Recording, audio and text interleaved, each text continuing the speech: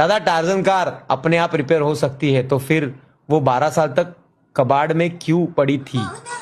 नाही मी सांगतो अभिषेक, मी सांगतो टार्झन कार कबाडात का पडली होती.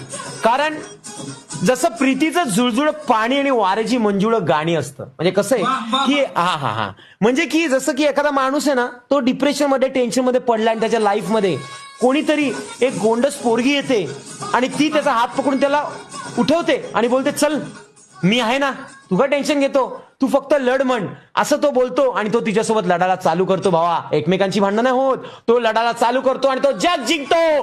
तसंच त्या गाडीचा विषय असतो. त्या गाडीला गरज असते त्या एका आधाराची, त्या एकदा टचची. आणि तो टच कोणाचा असावा तर त्या गाडीमध्ये असलेल्या त्या मालकाच्या केविल वाण्या घाऱ्या घाऱ्या पोराचा. तो टच जेव्हा त्या गाडीवर होतो तेव्हा त्या गाडीमध्ये त्राण येतात आणि मग ती गाडी रेडी होते की ज्यांनी माझ्या मालकाला कचकवले त्यांना मी पचकवणार. आणि मग टार्झन पिक्चर चालू होतो. भावा, बाकी काही विषय नाही, नॉर्मल आहे.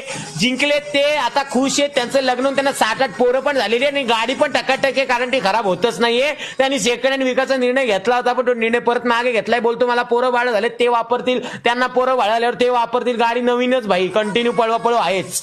गुरुपौर्णिमेच्या अधिक शुभेच्छा विरारला येणार.